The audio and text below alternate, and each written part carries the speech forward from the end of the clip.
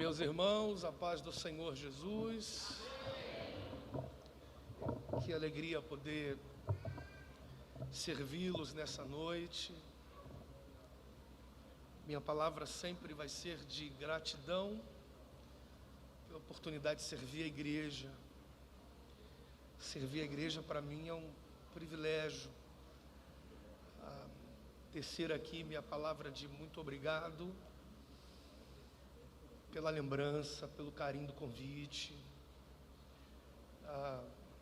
Francisco, Tiago, meus parabéns pelo seu dia amanhã, né? De verdade, eu estou muito honrado por essa casa, pelo coração de vocês, ao Zé, ao Gabriel. Vocês constrangem o carinho, de verdade. Pastor Samuel, que o céu continue retribuindo a você, o seu coração, por toda a sua dedicação. Jó 14:19 diz que as águas gastam as pedras. As águas gastam as pedras. A gente não entende porque ele vem com essa ideia sem que haja um contexto plausível para isso. Mas quando você entende a resistência da pedra e a insistência da água, Jó está dizendo que não há resistência que resista à nossa insistência. O adágio é novo, mas quem escreveu foi Jó. Água mole, pedra dura, tanto bate até que fura. Esse é o perfil de insistência sobre o aspecto resistência. Que Deus continue lhe dando saúde e força para manter as coisas como tem sido. Que o céu continue se inclinando à sua casa, à sua família. De verdade, muito obrigado. Tá bom? Obrigado mesmo. Eu tenho um texto para compartilhar com o seu coração. Agradecendo ao pastor Samuel, a minha palavra aos obreiros dessa casa também se estende em agradecimento, tá bom? Atos capítulo 12. Atos capítulo 12.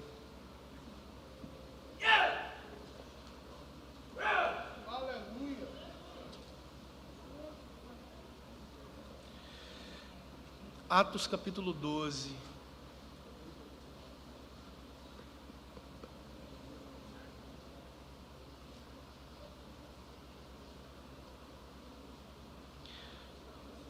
O versículo 13, o 14, o 15 e o 16.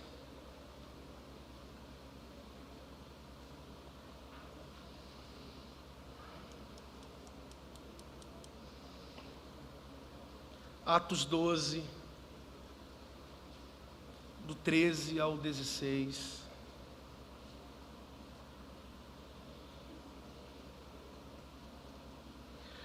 E batendo Pedro à porta do pátio,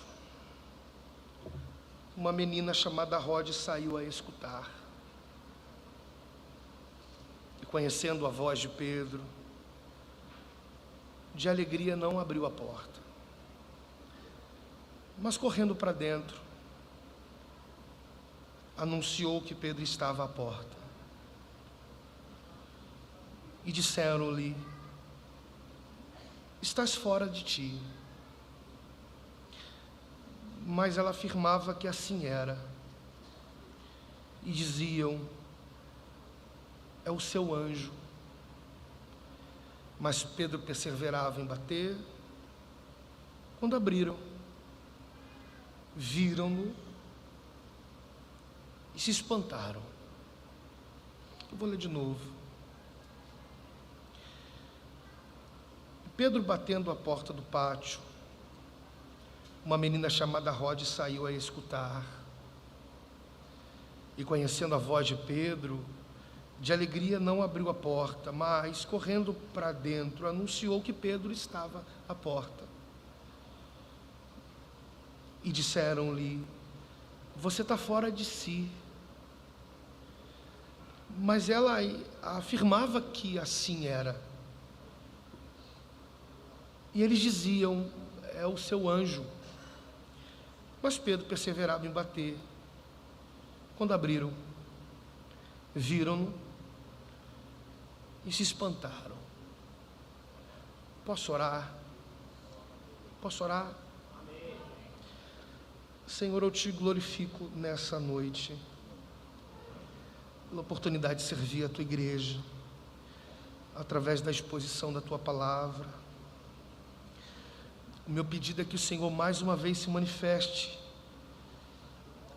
pela exposição da tua palavra, e nós nos sujeitamos ao senhorio da tua palavra. Confessamos sim que a Bíblia é a tua palavra, e tudo que há na tua palavra nos confronta para nos fazermos sermos melhores. Nós queremos que a tua voz nos alcance mais uma vez. Fala ao nosso coração. Nós estamos absolutamente vulneráveis ao que o Senhor deseja para essa noite. Aqui é um lugar em que o Senhor se revela por diversas vezes. Que nesse momento não seja diferente de tantos outros momentos que o Senhor tem marcado essa casa. Fala conosco mais uma vez. A gente te pede, bom seria se o Senhor falasse com a gente aquilo que em oração a gente vem te pedindo. Todavia não é sobre o que queremos, é sobre o que precisamos. Fala conosco mais uma vez. Te pedimos e agradecidos somos. Amém e amém. Amém.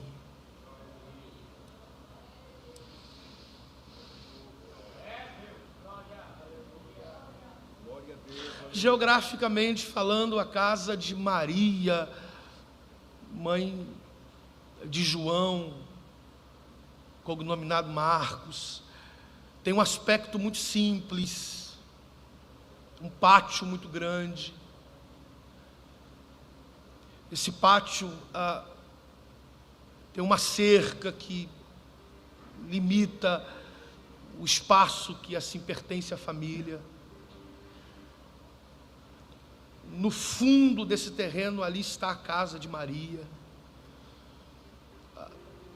O cenário é um cenário de uma casa que a igreja está lá dentro orando.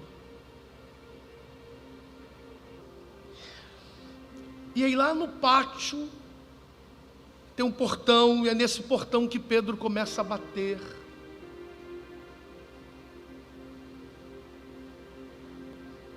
Aí você imagina que dentro da casa da Maria, nesse volume de oração, há uma adolescente lá no meio. A gente ainda se pergunta com mais clareza a razão pela qual essa adolescente está ali, nesse ambiente nutrido por cada um, fazendo o que se deve ser feito por uma postura intocável sobre o aspecto devocional da oração. Ela tem de 14 a 17 anos de idade, ela está ali, nesse ambiente, onde todos, de maneira tão distinta, vivendo a sua profundidade, pela construção dessa vida, que a gente chama de vida de oração. Todo mundo tendo como base, e a base não pode nunca ser alterada, a base da oração é Deus, mas o alvo é Pedro. Não pode haver mudança sobre esse aspecto. Deus não é o meu alvo em oração, Deus é minha base. E aí se faz de Pedro o alvo, cuja base eu estou bem estabelecido por esse aspecto devocional. É um barulho de oração, uma casa barulhenta, gritando por Pedro, se apoiando em Deus. No meio desse barulho de oração, ter essa imagem desenhada por uma fala na mente é fundamental para que a gente se incline a clareza. É um pátio distante, é um portão muito além da porta da casa, a uma distância considerável. A casa está no fundo do terreno, cercado por cerca, é um pátio grande. E Pedro não bate na porta da casa, Pedro bate no portão do pátio. É nesse portão que ele está batendo, para ver se alguém lá de dentro da casa pudesse ouvir as batidas. Quem ouve a batida no portão é Rod. Eu não vou conseguir fazer com que a gente entenda a profundidade que ela alcançou em Deus. Esse mergulhar de Rod num ambiente bem nutrido pelo aspecto da experiência que a ensina, o que é uma vida devocional, construindo o caráter de oração para que a moral seja modelada. Mas Rod alcança uma profundidade em Deus, por aquilo que se aplica, o aspecto da prática, o que ela está aprendendo ali com os mais experientes, que é orar. Oração é um caminho sem volta.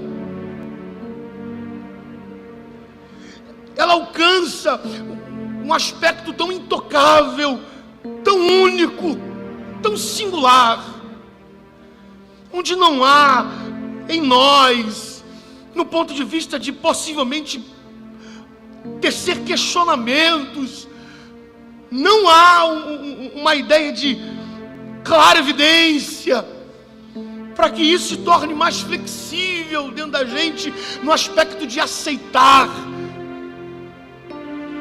Mas os mais antigos, experientes, isso não é demérito, é justamente a experiência deles em ensinar a Rod o motivo da igreja estar dentro da casa de Maria, fazendo com que uma adolescente se sujeite a esse ambiente que é um ambiente de aplicação profunda dessa ferramenta do que de fato é a vida cristã, que é orar. A Rod alcança uma dimensão, a Rod vai para um lugar específico que faz com que ela se torne sensível a alguém que está lá fora da limitação da cerca, batendo no portão, e as batidas que está sendo dada no portão do lado de fora, distante da casa, faz com que ela tenha certeza de que é Pedro. Rod não vê para ter certeza na alma, Rod tem certeza na alma, independentemente de ver. Alguma coisa a Rod está vivendo naquele ambiente que faz com que a sensibilidade a tome de tal maneira que as batidas no portão lá de fora, não há uma ideia de código ou coisa parecida, simplesmente batidas simples de alguém que veio da onde veio e parou no portão que se parou, um endereço que cresceu no coração para que ele ali estivesse. a exatidão da chegada nesse lugar tão poderoso que é a casa de Maria, porque a igreja foi lá para dentro para orar. A igreja não vai para a casa da Maria para fazer outra coisa. Cada um movendo-se com a sua postura, uns com a cara no pó, outros com a cara na parede, outros de joelho no chão. O importante é fazer valer o que de fato isso é para a igreja, que é orar. E no meio do fluxo desse povo que vai para dentro da casa de Maria, vai uma adolescente que está vivendo a maior experiência da vida dela até então. E eu julgo em dizer, tão marcante que não pode ter havido outra, porque esse nível de experiência não pode ser substituído. É uma experiência que marca a adolescência dela. No meio do povo, ela é a única que ouve a batida da porta. E ela se levanta para atender, de maneira eufórica, feliz. Quando ela chega na porta da casa para abrir, a porta que dá acesso ao pátio, ela teria um golpe de vista, que é certeza ela já tem. Quando ela vai para abrir a porta, ela não abre a porta. Uma adolescente de 14 anos de idade está me dando uma lição aqui. O texto vai dizer que ela volta para o lugar. Essa ideia de Rode voltar para onde ela veio tem a conotação de não perder o lugar que foi construído pelo devocional aplicado. Existe um resultado do que ela fez batendo na porta, mas ela não se entrega ao resultado. Ela volta para o lugar de oração, fazendo com que a gente ressignifique que vale mais permanecer no lugar orando do que se entregar a possíveis resultados da oração. Nenhum resultado é tão poderoso do que se manter num ambiente de oração, mesmo tendo resultados. Ela podia ter aberto a porta, ter ido lá para o portão e ter feito o que deveria ter feito, mas ela não abre a porta, não tem acesso ao pátio. Ela retorna para esse lugar único de oração para ensinar para nós: não se perca com os possíveis resultados. Se manter em oração vale muito mais do que resultados que estão batendo na tua porta. Só que os mais antigos se preocupam com essa saída de Rode, porque não há uma autorização prévia, uma comunicação efetiva. Ela simplesmente ouve a batida e sai silenciosamente, para que ninguém fosse interferido na prática. Estou todo arrepiado. A igreja está passando por um processo dentro do cenário político complicadíssimo. Essa saída de Rode faz com que os tutores, os responsáveis por ela como uma adolescente, se preocupasse. Se foi aonde, fazer o quê? Porque a igreja está dentro da casa da irmã Maria, orando. O que fez a igreja ir para lá? Eles estão preocupados. Você foi aonde? E ela vai prestar uma conta agora. Eu fui para a porta. Você foi fazer o que na porta? É porque eu ouvi as batidas lá no portão. E quem está batendo no portão é Pedro. Mas você abriu a porta para ver? Não precisei. Você abriu a cortina, deu uma olhada? Não. Então como é que você tem certeza que é Pedro? Eu tenho. Mas se não for, impossível não ser. Você conhece as batidas? Nunca nem ouvi-lo bater em nada. É porque eu fui parar em um lugar.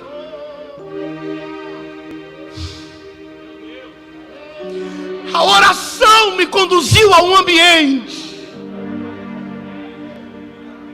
de ser revestido por uma sensibilidade em Deus, para ouvir coisas que ninguém está ouvindo. Eu vou repetir isso aqui a alguém. É uma adolescente prestando conta.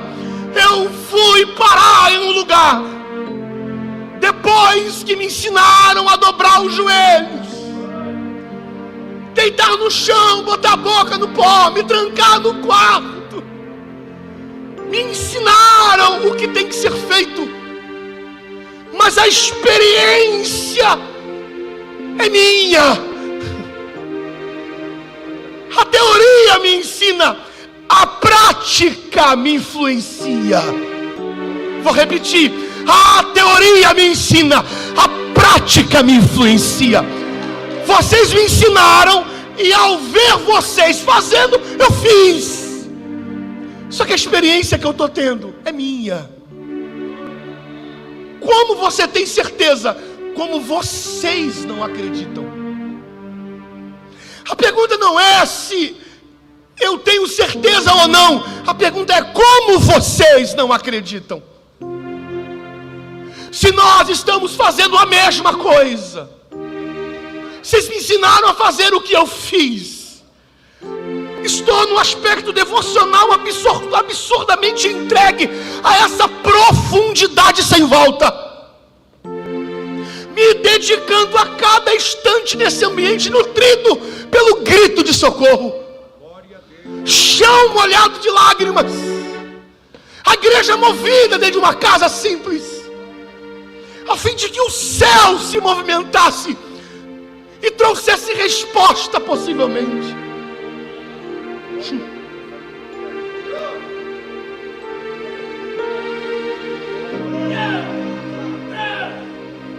Eu conheci a voz de Pedro.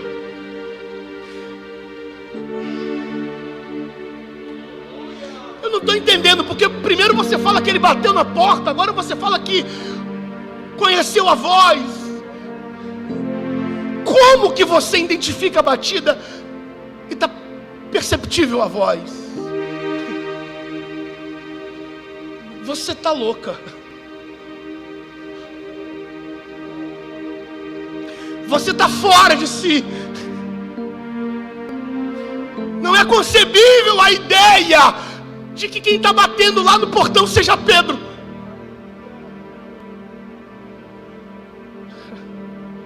Vocês não acreditam? Não.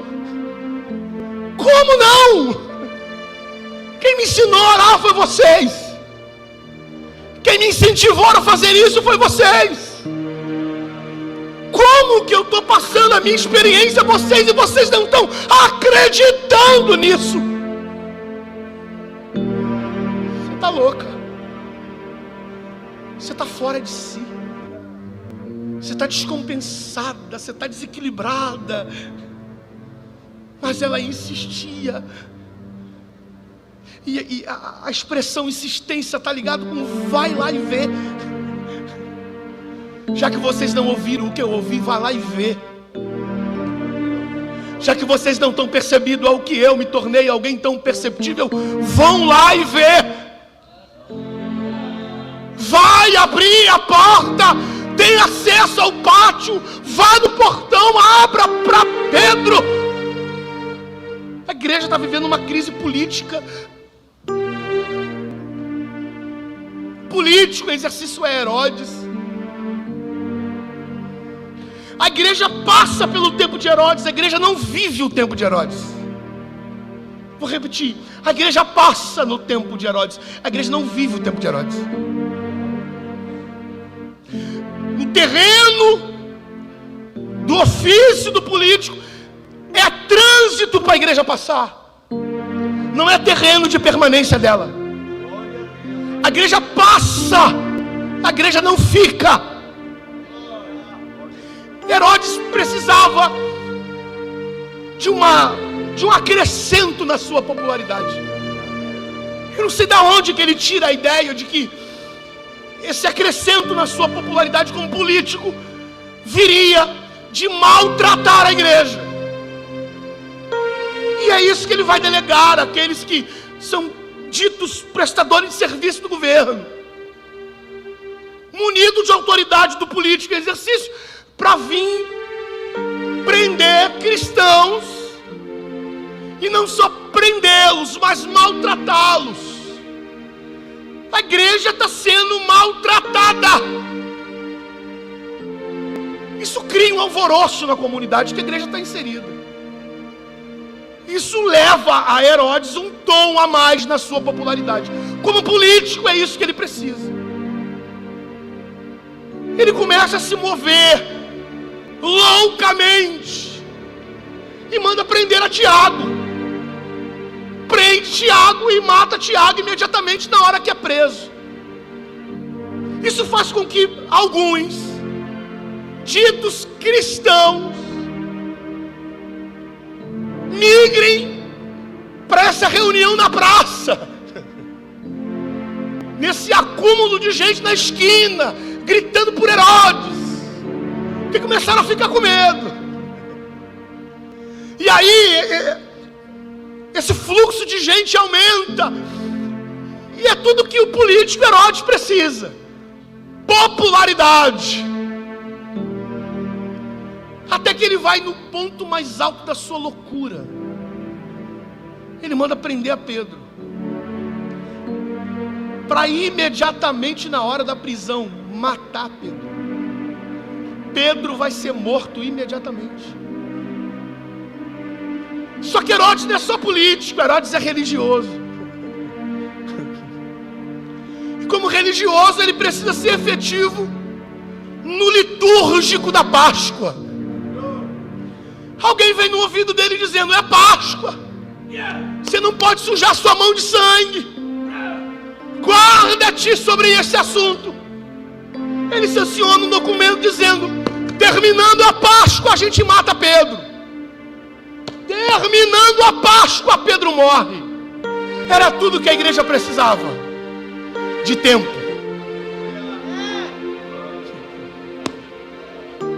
Vou repetir: era tudo que a igreja precisava de tempo.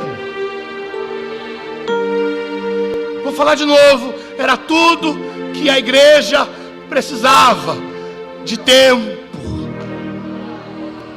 A igreja discerniu o tempo. Vou me mover por esse discernimento. É nessa hora que a igreja vai para a casa da irmã Maria orar. Não é a casa que vai para a igreja, é a igreja que vai para casa. A igreja vai para dentro da casa de Maria para orar. Não é para comer bolo, não é para tomar café, é para orar. Não é para falar da vida alheia, é para orar.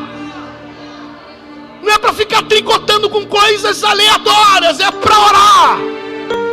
A igreja vai para dentro de uma casa a fim de se entregar nessa profundidade com Deus. Deus é a base, o alvo é Pedro. Deus é a base, o alvo é Pedro. Deus é a base, o alvo é Pedro. Eu estou firmando os meus artelhos em Deus, mas a minha motivação é: solta Pedro, solta Pedro, solta Pedro, solta Pedro, solta Pedro. Solta Pedro. Enquanto eu estiver sustentado por Deus, a motivação está certa. É a motivação certa com a base certa. Essa comunicação da motivação com a base.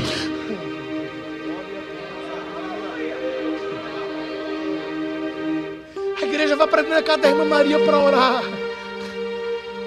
Orar. Orar sem negócio. Orar sem balcão. Orar sem um aspecto leviandade. Orar. Não há troca. Não há faço, porque depois quero que... Não.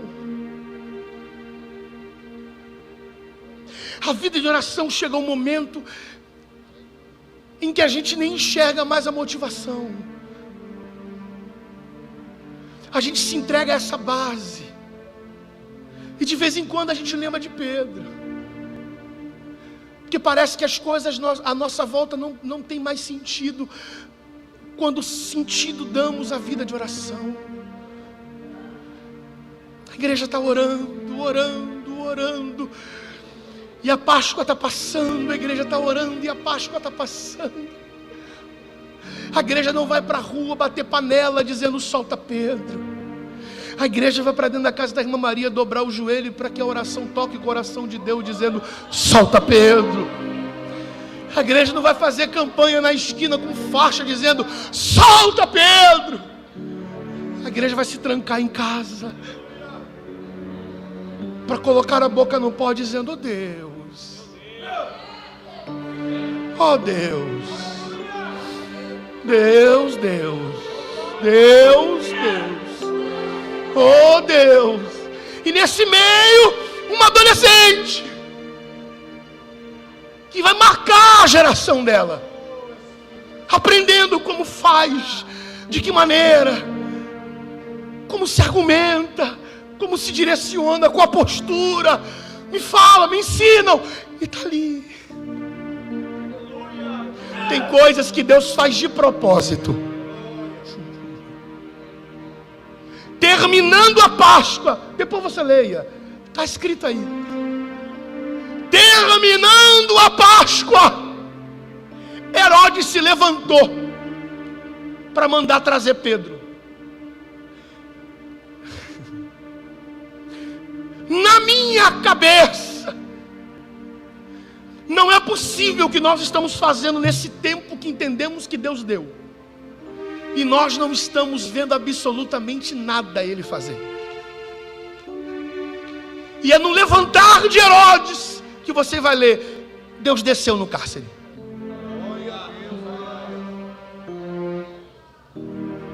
Não tem como negar o sincronismo disso. Deus tem um senso de humor. Eu vou ver até onde esse povo aguenta. Eu vou ver até onde eles mergulham. Eu vou ver até onde não vai faltar argumento comigo. Primeiro dia, segundo dia, terceiro dia, a igreja orando, orando, orando, orando, orando, orando. Parece que esquece o que aconteceu lá fora. Não se fala da dor dos maus tratos. Não se chora mais pela perda de Tiago. A igreja está entregue nesse ambiente nutrido.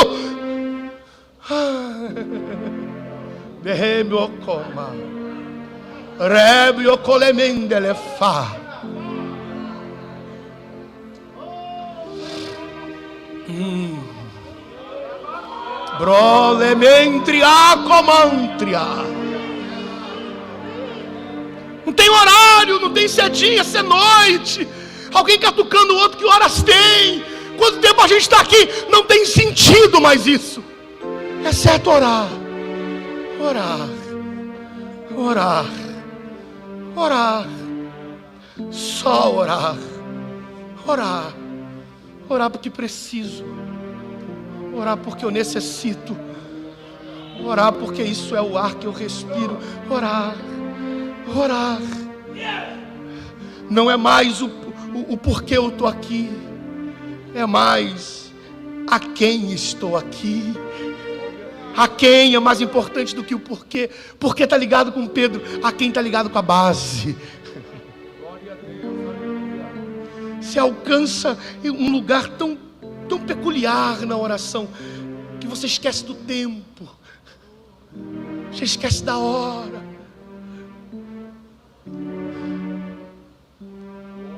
Quando Herodes fica em pé, Deus desce no cárcere. Quando Herodes está se preparando para mandar uma comitiva para trazer Pedro para a execução, Deus entrou no cárcere de Pedro. Só que entenda, isso é prerrogativa divina. Rafael, me explique isso. Me perdoe, não tem como. se tem especulações teológicas sobre, mas de verdade, como que você explica um Deus que se revela no cárcere e na revelação Ele não permite ser percebido por ninguém?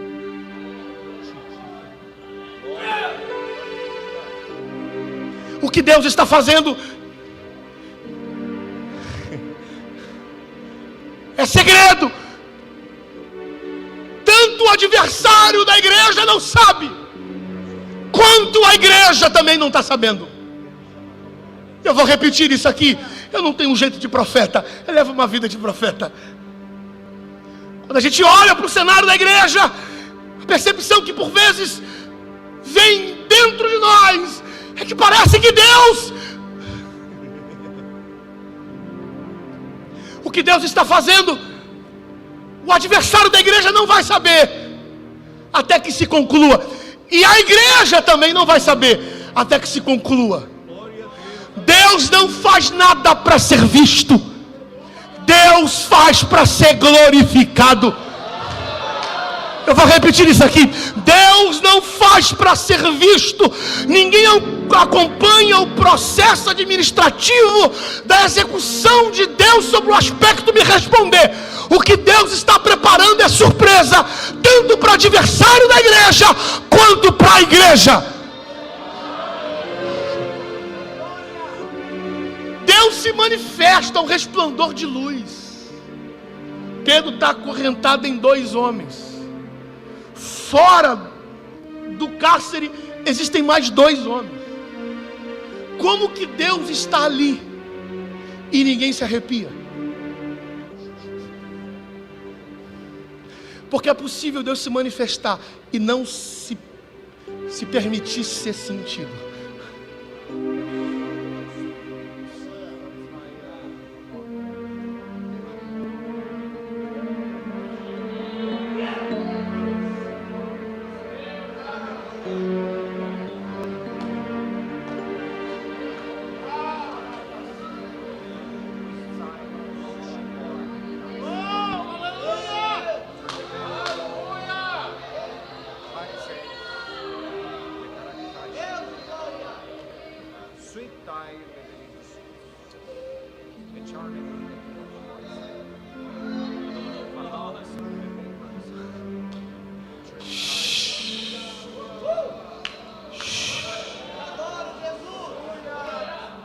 Enquanto isso, a igreja estava orando, sem saber que Deus já se revelou no cárcere. Você vai parar de orar porque não está vendo Deus fazer nada?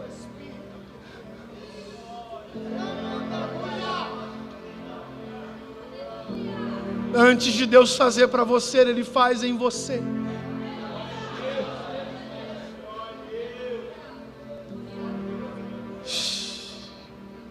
Ninguém se arrepia na casa de Maria, ninguém se levanta, tive uma visão, não há uma palavra que motive o povo da casa de Maria.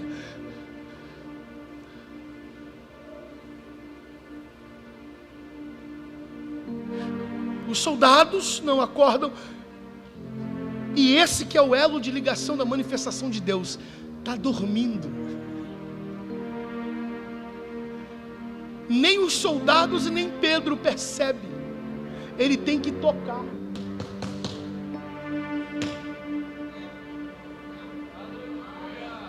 E a igreja está orando. Deus já entrou, mas a igreja não sabe.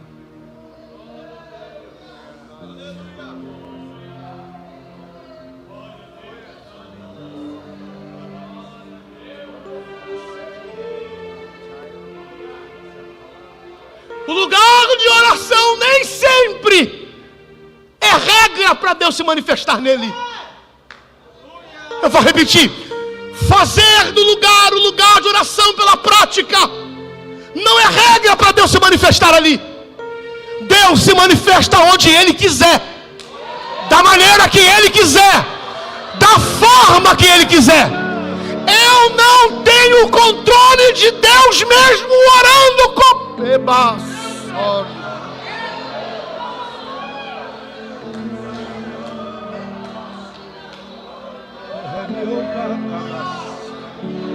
Jesus, o que é isso? Levanta a tua mão, por favor. Gente do céu, o Espírito de Deus está dizendo a esta casa: todas as vezes que Deus convida a igreja para orar, todas as vezes que Deus grita a igreja para orar, é porque Ele está prestes a fazer alguma coisa. É com temor e tremor que eu falo a esta casa. Todas as vezes que Deus convoca o povo dele para orar, é porque Ele está para fazer alguma coisa. Eu vou repetir: todas as vezes que Deus chamou a igreja para orar, é porque Ele estava prestes a fazer alguma coisa. Eu vou repetir: todas as vezes que Deus convocou o povo dele para orar, é porque Ele estava prestes a fazer alguma coisa. Alguma coisa.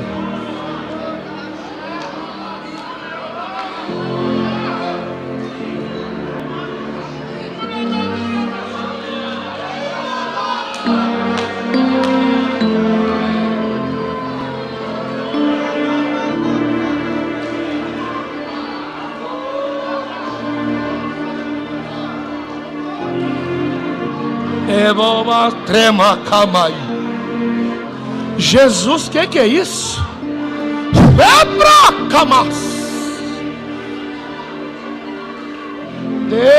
Deus, o que é isso, gente?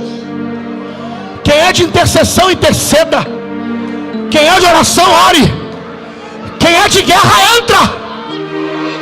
Deus está dizendo a esta casa: está para acontecer alguma coisa. Eu abrir uma porta para vocês entrarem para orar. Mergulha neste rio. Vem para orar. Gente do céu, o que é isso?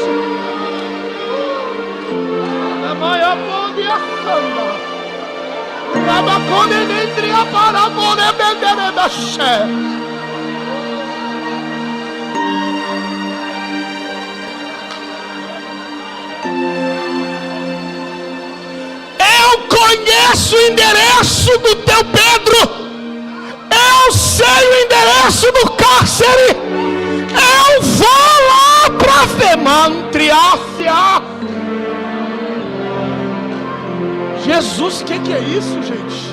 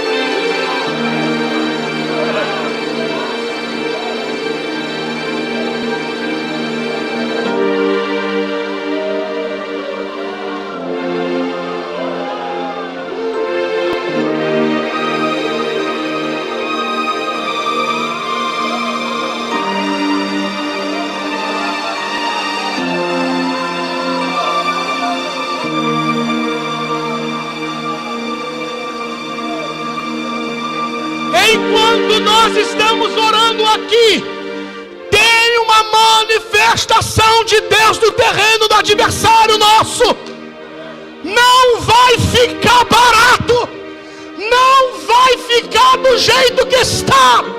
Mexeu com a igreja, se levantou contra a igreja, criou documento contra a igreja.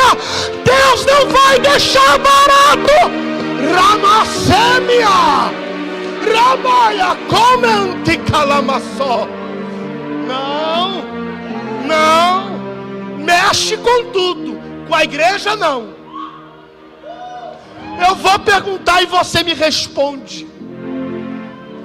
Cadê Herodes? Cadê a igreja? A igreja não vive o tempo de Herodes. A igreja vive o tempo daquele que a comprou. Herodes passou e a igreja. Herodes passou e a igreja. Quem se levantou para ferir a igreja passou e a igreja. Quem maltratou a igreja passou e a igreja. Quem matou Tiago passou e a igreja. A igreja continua de pé.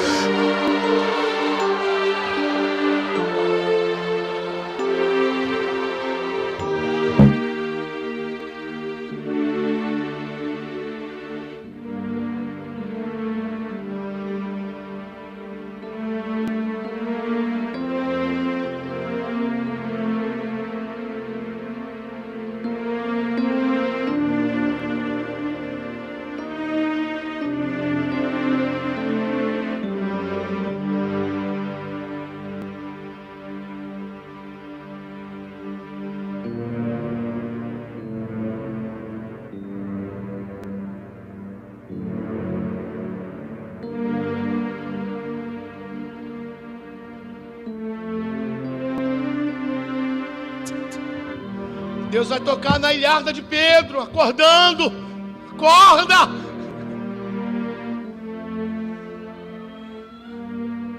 Fica em pé. Não é Pedro. Não é fácil ficar em pé. Pedro está acorrentado entre dois homens. Se eu ficar em pé, eu acordo eles. Eu preciso que você fique em pé para que eu te mostre algo. Quando Pedro se pôs em pé, está escrito aí, as correntes das mãos e dos pés caíram. Não diz que abriram, porque para abrir foi aberto antes dele acordar Pedro.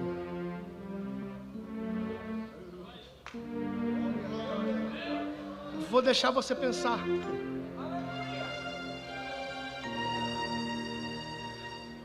Porque se abre na hora que ele fica em pé, era barulho. Deus não está fazendo barulho. Por isso que isso nos incomoda. A gente já não vê, a gente pelo menos tem que ouvir alguma coisa. Coloca a sandália. Você não vai me calçar? Não. Eu quero você participante. Não é tudo que eu faço.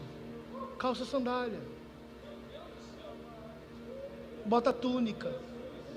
Enquanto isso a igreja está sem saber de nada.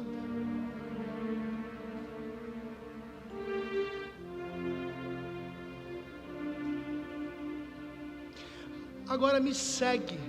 Grita, me segue. A palavra no grego aí, me segue, é pisa onde eu piso.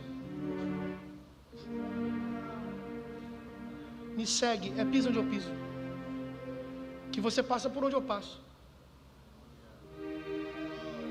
Só que Deus passa pela grade.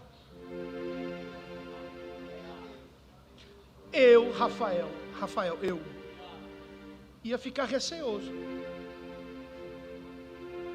Mas o segredo é pisar onde ele pisa. O aspecto sujeição vai me trazer resultado que eu nunca imaginei. É só pisar. Mas ele não vai me dar a mão? Não tem mão. Não vai me levar no colo? Não tem colo. Para onde eu vou? Não é para onde, é com quem estou indo. Chego aonde? Não é chego com quem. Mas é que não dá um frio na barriga. Você vai se aproximando da grade, a sensação de que eu vou viver a mesma coisa, vou passar por ela. Só que o texto diz que quando Pedro se aproxima da grade, a grade abriu. Abriu. Da mesma maneira que as correntes caíram. Os soldados, os 4, os 2 de dentro, os 2 de fora continuam dormindo. É o controle de Deus.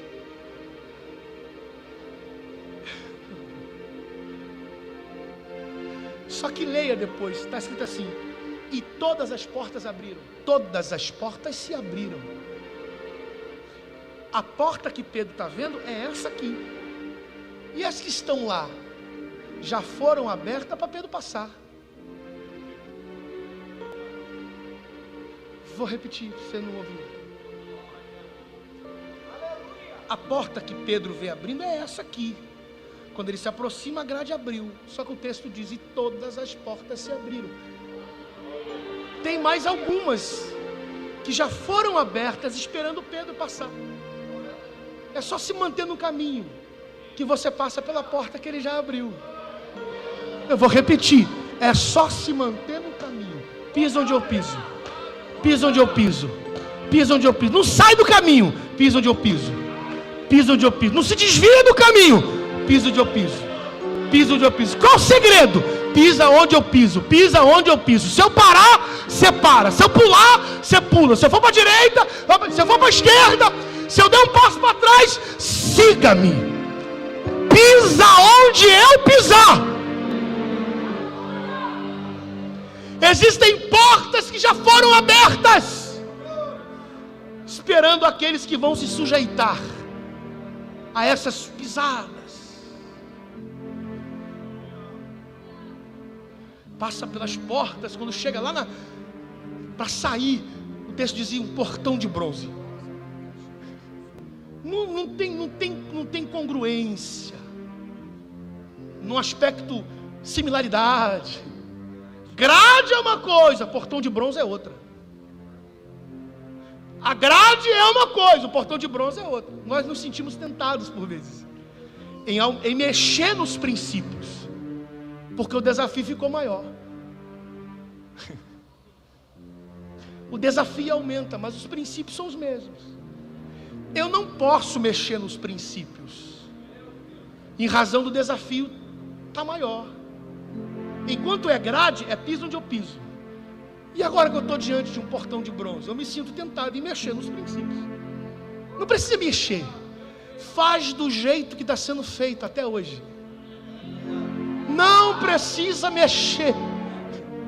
Oração é oração, jejum é jejum, leitura é leitura, devocional é devocional, oferta é oferta, dizimar é dizimar, santidade, santidade, santificação é santificação. Eu não posso mexer nos princípios, ainda que eu me sinta tentado. Não para mudar a motivação, para romper com um desafio maior.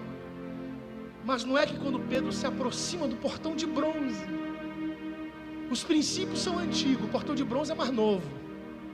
Os princípios antigos me fez passar por grades. Mas eu estou tão maduro que eu aprendi, é só chegar perto. Quando Pedro chegou perto, o portão abriu. Glória a Deus, aleluia. Porque não tem portão de bronze que resista aos mesmos princípios. Não tem. Não tem. E a igreja?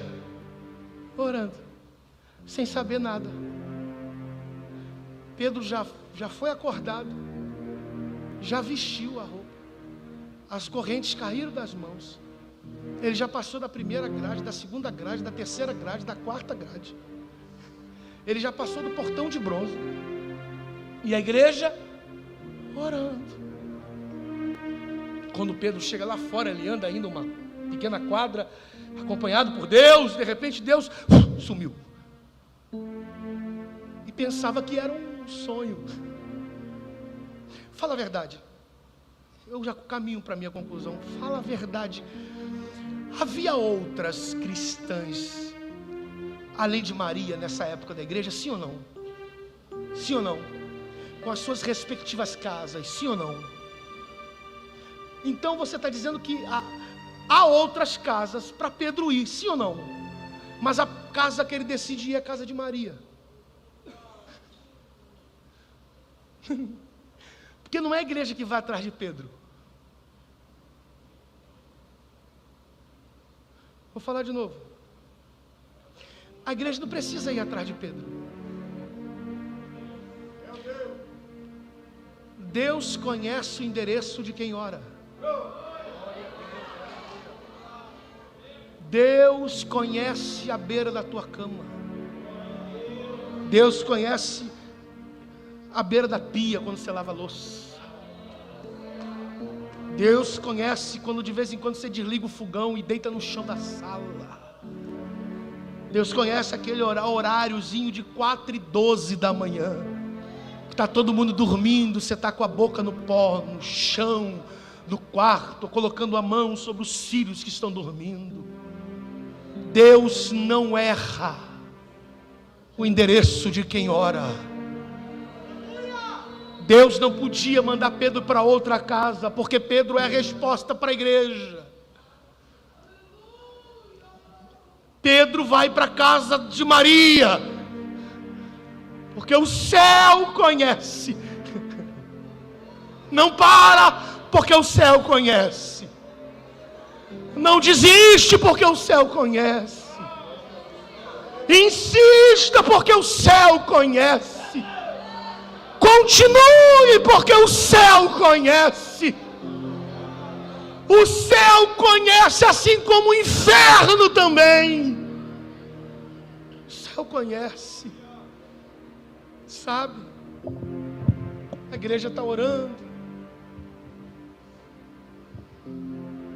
Aí de repente, tem um município lá do Rio, chamado Magé.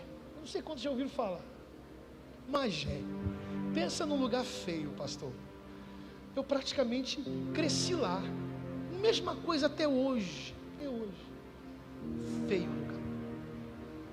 E a gente ia lá porque a gente gostava da bisa. Porque a gente podia fazer a bagunça, a bisa não briga, né? A gente gostava de ir para lá. Eu sou de uma época que a gente dormia 6 da noite. É porque não tinha luz. Era lamparina. Então deu a noite, acabou. Mas também 5 horas da manhã tinha que estar acordado. E aí eu lembro como se fosse hoje, a Bisa dizia para mim assim, me chamava de meu Rafinha. A Bisa dizia para mim assim, meu Rafinha, vai lá trancar o portão para que ninguém entre. Como é que era a casa da Bisa? Era quase igual a casa da Irmã Maria. Cerca de bambu, com um portão de madeira. E aí a Bisa dizia para a gente, vai lá, meu Rafinha, tranca o portão para que ninguém entre. Era um portão de madeira. E aí só os antigos vão lembrar disso. Os mais novos fazer cara de quê? Cara de quê assim? Quê? Né? E aí tinha uma forma de trancar o portão. Eu não tinha. Era um apoio aqui. Aí aqui tinha uma madeira que a gente fazia assim. Aí a Bisa dizia assim, vai lá trancar. Porque ninguém vai passar, vai entrar. Que era só pegar e fazer assim. Que o portão abria. Entenda que é praticamente a mesma coisa da casa da Irmã Maria. Tramela. Os adolescentes o quê? Nome de biscoito. Tramela. Né? Era o trinco da casa. Sou da época que para trancar a casa, a porta da casa, colocava cunha, né? Para deixar ela aberta, colocava cunha. Para deixar fechada, botava cunha. Daí que vem a palavra cunhado. Porque é uma madeira que quando entra, não sai. Eu sou o cunhado, eu sou a madeira. E eu também tenho um cunhado, eu tenho uma madeira. Então é isso. Mas tenta imaginar Pedro, que veio de um histórico de passar de grades, agora diante de um portão, o portão abriu, aí ele vai lá para a casa da Irmã Maria, e o portão de não abre. É no mínimo estranho.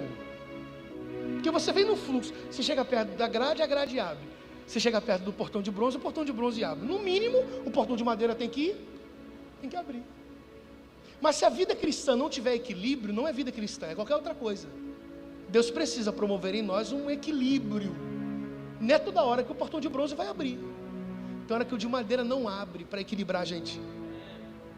Tem hora que o portão de madeira bota a gente no nosso devido lugar. Então, Pedro tem que bater aqui para alguém lá de dentro possivelmente ouvir. É isso que está acontecendo aqui. Pedro está batendo no portão de madeira, mas você imagina quem passa, que está acompanhando o testemunho de Pedro. Quando ele para diante do portão de madeira, o portão de madeira não obedece. No mínimo ele está desviado. No mínimo ele deixou de ser crente. Não é. É a maneira que Deus trata a gente, nos equilibrando, trazendo em nós o equilíbrio da vida cristã. Não é toda hora que o portão de bronze vai abrir. Tem hora que o de madeira não te obedece. Você vai depender que alguém abra para você. E aí é nessa hora que aparece Rod. Mas algo me incomodou e eu termino aqui, de verdade. Algo me incomodou. O que me incomodou? O fato dela dar a palavra de que é Pedro batendo, e todos estes que estão orando com ela não acreditar que fosse. E eu fiz uma pergunta para o meu coração. Porque por vezes eu não creio no que eu oro. Primeiro, espiritualidade robotizada. O que se faz, faz-se no automático. Espiritualidade sem devoção. Se vestir de uma espiritualidade sem o conteúdo devocional é se transformar num robô na operação. Nós removemos da espiritualidade a devoção. Nos tornamos robôs espirituais. Por isso que nós, por vezes, não acreditamos no que oramos. Pedro está batendo na porta. E quem está orando para a soltura de Pedro não está acreditando que é Pedro. Por vezes eu não acredito que Deus está fazendo algo, porque eu tirei a devoção da espiritualidade. Tudo que eu tenho feito no automático. Não há devocional mais na minha espiritualidade. Segundo, fazer sem nenhuma conexão com o que se faz. Onde o que se faz não faz sentido quando não se cumpre o que eu quero que ele venha cumprir. Eu só estou fazendo o que eu estou fazendo para Deus fazer o que eu estou pedindo.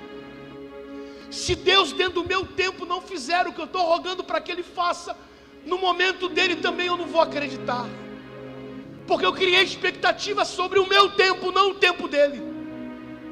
Terceiro, se passa mais tempo fazendo o que se faz, que perde o propósito a quem se fez.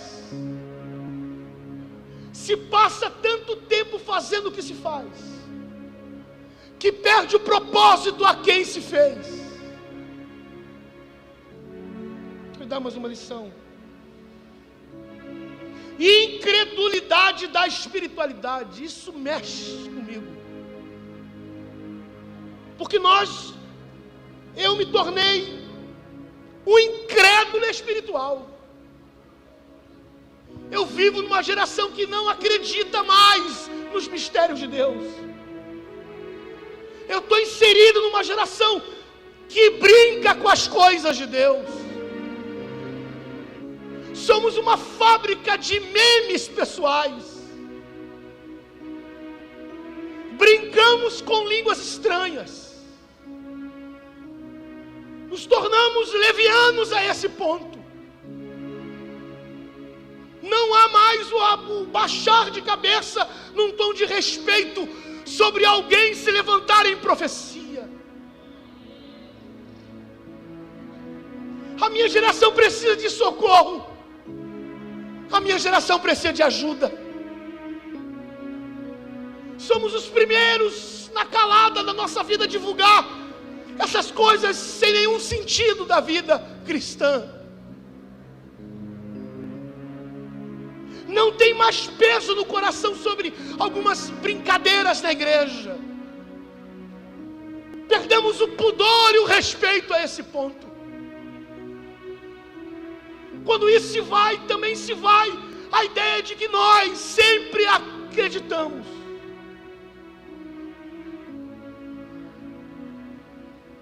Eu encerro aqui. Dá mais trabalho não crer do que crer. Dá mais trabalho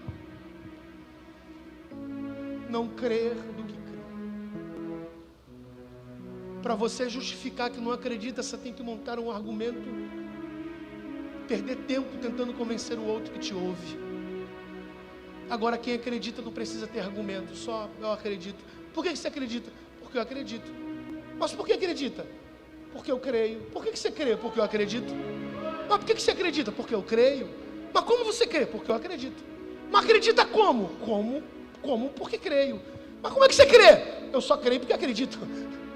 Então não se perde tempo argumentando a razão pela qual eu creio. Eu vi aqui a oração por um trompete.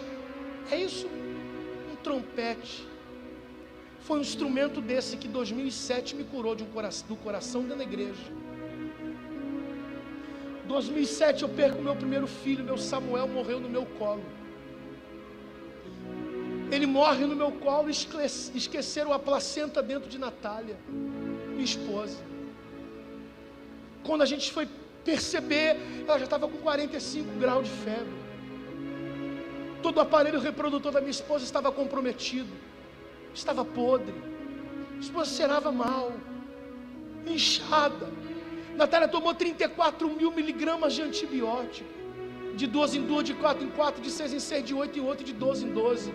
Nem eu e nem ela dormíamos mais. Não tinham o que fazer. Quando o médico me chamou no canto dizendo assim: você precisa tirar sua esposa daqui, o plano de saúde não cobre mais, você tem que levar lá para casa, porém você tem que assinar um termo de responsabilidade. Eu disse: que tipo de termo é esse? É porque ela pode morrer em 5 dias, como ela pode morrer em 35 dias de vida. É o que ela tem. Eu assinei um termo de responsabilidade, coloquei ela num táxi. Quando a gente está saindo do hospital, ela olha para mim e diz assim: meu filho, estou me sentindo tão estranha. Liga para a irmã do ciclo de oração, pede para ela ir lá em casa amanhã entregar a Deus um jejum. Falei: tá bom. Ela não sabia do termo de responsabilidade. Liguei para a irmã do ciclo de oração chamada Marilza, nossa amiga até hoje, dizendo: ó, a Natália não está bem, está acontecendo isso. Ela: eu vou convocar um batalhão para a gente ir aí orar, meu filho. A minha casa virou literalmente uma casa de oração. Quase todos os ciclos de oração do Rio de Janeiro entrava na minha casa e saía, entrava e saía. A minha casa tem marca de mão, de óleo até hoje na parede. Não tinha como fazer uma coletagem, não tinha como abrir. Se abre, Natália morre. Se faz uma coletagem, também morre. Não tinha útero, ovário, trompa, não tinha mais nada, tudo podre. Foi esquecida a placenta dentro dela. Meu Samuel morre no meu colo. Eu fiz o parto, porque o médico estava dormindo de plantão. Eu fiz o parto, eu cortei o cordão umbilical, eu ainda brinquei com meu filho, eu brinquei com a minha criança. Ele chupou o meu rosto, eu dei um beijo nele, ele deu aquele sorriso vazio, segurando a minha mão, respirou fundo e morreu. Eu todo sujo de sangue, eu não lembro de absolutamente nada. Só quando, depois que eu acordo na maca, algemado. Como assim? Eu sujo de sangue, algemado? Como? O que houve? Um policial do meu lado. Ele: seu Rafael, está tudo bem? Me explica. Ele: não, fica tranquilo. Eu falei: mas por que eu estou algemado? Porque na hora que meu filho morre no meu colo, eu surto. Eu comecei a correr o hospital dizendo: cadê minha mulher? Eu vou colocar a criança dentro dela. Eu surto. Tiveram que chamar a polícia, porque eu enfrentei os segurança e não lembro disso. Até que eles me deram um sossega-leão, tiraram o meu filho do meu colo e tiveram que me algemar porque eu estava em crise. E agora eu estou com uma esposa dentro de casa morrendo aos poucos. Isso foi o primeiro dia de oração. Na madrugada, já do primeiro para o segundo dia de oração, a minha esposa dá um pulo da cama gritando, ai! Quando eu corro no quarto, ela não levantava da cama sozinha, ela não ia para o banheiro sozinha, eu tinha que levar no colo. O quarto sujo, aquele cheiro horrível. Quando eu entro no banheiro, ela colocando algumas coisas tão horríveis para fora, eu limpei, desinfectei o quarto, dei um banho nela, coloquei outra roupa, dei um mingau para ela, dei uns medicamentos que precisava. Eu não estava percebendo o que estava acontecendo. Uns 40 minutos que ela pegou no sono, ela grita de novo, ai! Quando eu vou no quarto, a mesma cena. Isso era de terça para quarta, de quarta para quinta. Sexta-feira, a Natália já estava andando em casa, a febre já tinha passado, mas a gente estava tão aéreo. Ela disse para mim assim, meu filho, vamos no hospital. Eu disse, o plano não cobre, meu amor. Não, vamos lá, Deus está mandando a gente ir para o hospital. Eu falei, se Deus está mandando, então vamos. Eu vou no mercado, vou conversar com o taxista, porque eu não tinha dinheiro. Vou falar o que está acontecendo, ele leva a gente, eu deixo meu documento. Ela, não, vamos a pé, é 3 quilômetros andando. Peguei na mão e fomos a pé. Quando a gente está entrando no estacionamento, quem está colocando o carro lá? O médico de segunda, que eu assinei o laudo, me tornando responsável por qualquer coisa que acontecesse fora do hospital. Quando ele viu a Natália, ele disse, Natália, Rafael, eu falei assim, não, me acompanha. Eu falei, mas é a consulta? Não, está comigo. Colocou a gente no consultório, ligou para o médico de plantão que estava com ele, falou, desça aqui, porque aquela moça de segunda-feira acabou de entrar aqui. E desceu os médicos, desceu o enfermeiro, todo mundo no consultório dele, ele colocou a Natália deitada, começou a fazer a ultra, olhava, e todo mundo espantado, eu sem entender nada. Ela disse, o que está acontecendo, doutor? E eu aqui pergunto, o que aconteceu de segunda para cá? Ela, por quê? Porque o seu útero, o seu ventre estava dessa cor aqui. Isso aqui é o seu exame de segunda. Você estava sem ovário, sem trompa, sem útero, estava tudo podre. Seu marido assinou um termo de responsabilidade para te tirar do hospital, porque o plano não ia cobrir mais. E a notícia do hospital é que você não duraria 5 dias. Estava generalizado aí dentro, estava tudo tomado já. E aí a gente está fazendo aqui a ultra. O teu útero está aqui, teu ovário está aqui, tua trompa está aqui. O que houve? O que aconteceu de segunda-feira para cá?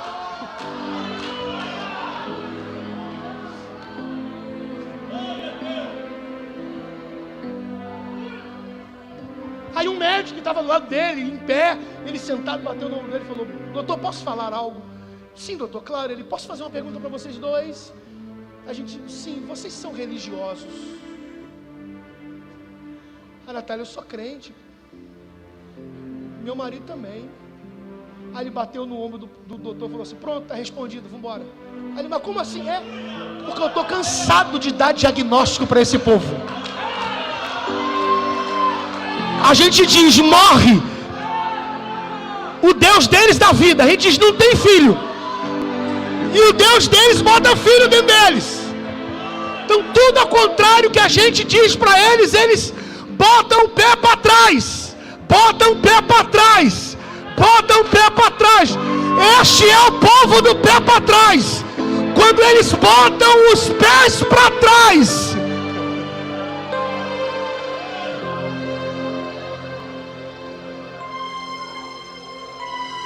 eu não administrei a pressão da perda do meu filho. 2008 começa a ter série de desmaios. Minha pressão chegou aí a 5/4, pressão de óbito. Comecei a tratar de um aneurisma, não era a minha válvula mitral que abriu e não fechou mais. Terei que substituir a válvula pela mecânica ou pela de boi. Nós já havíamos contratado a de boi, 1 ano inteiro desmaiando, com dor, desmaiando. Eu sou rato de igreja, gente, eu amo igreja.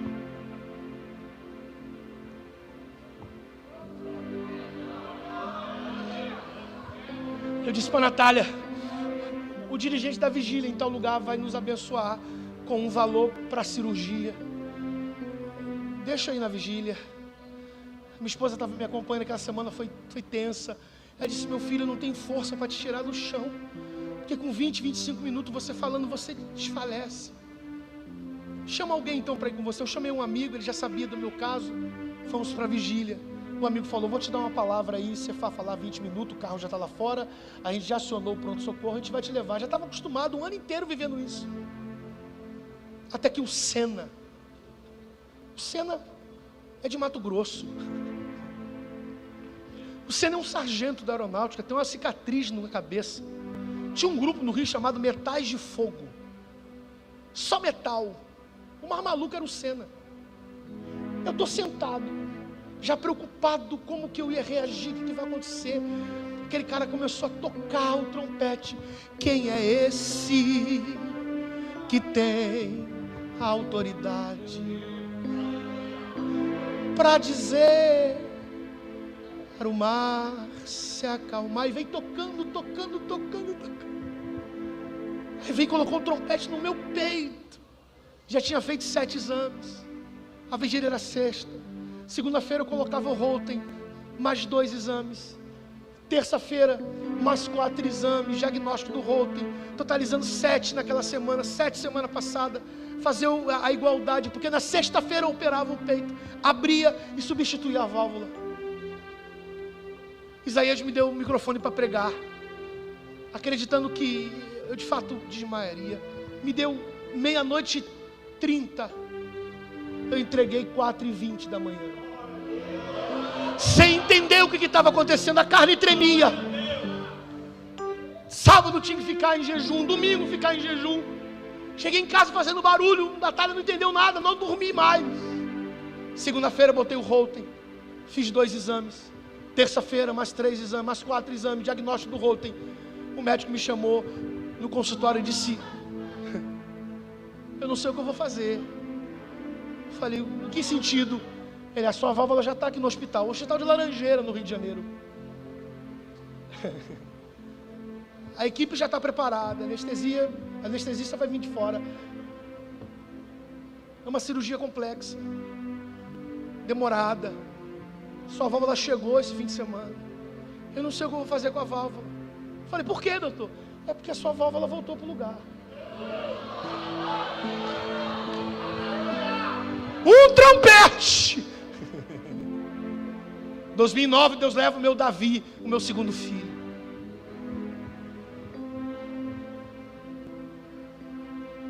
Mas deixa para lá. Eu aprendi a orar com a minha esposa. A minha esposa tem um grupo de oração, que a mais nova é ela. Minha esposa tem 50 anos. A mais nova é ela. Elas oram há 27 anos juntas. 27 anos. Hoje que elas estão chique no Google Meet. Mas há anos atrás, ligavam uma para as outras 11 horas da noite, toda terça-feira. Vamos dobrar o joelho agora. Quando dá 5 horas da manhã, uma ligava para a outra para falar o que Deus tinha falado ao coração. Eu vejo minha esposa entrar no quarto 11 da noite, toda quinta-feira. E sair do quarto 5 horas da manhã. A lista de nomes que a Natália ora vai para 170 nomes. Quando chega a hora da Natália orar, ela ora por 170 nomes de maneira específica. Essa geração não vai viver experiência profunda com Deus se não orar. Eu me lembro que eu estava no ciclo de oração uma vez, dirigindo o ciclo de oração com a minha esposa. Entrou uma mãe desesperada de pijama com um filho roxo no colo, uma criança de 6 meses, teve um choque térmico dentro de casa e morreu. A família queria ir para um socorro, a igreja era do lado da casa dela. Disse: não, eu vou levar para a igreja. A igreja estava de pé orando, ela vem e bota a criança morta no meu colo. Eu não sabia o que fazer. Virei de costa para a igreja, fiquei de frente para o ciclo de oração, perguntando às irmãs: o que eu faço? O que eu faço? Desesperado. E todo mundo cantando, eu não sabia. Aí fui colocando na mão de uma por uma. E aquela voz de mim: grita no ouvido dele que eu trago ele de volta. Grita no ouvido dele que eu trago. Quem vai gritar? Quem grita? Ninguém grita não. Até que eu virei, a dirigente de oração virou para mim assim: grita no ouvido dele que eu trago ele de volta. Ele está com 20 anos de idade.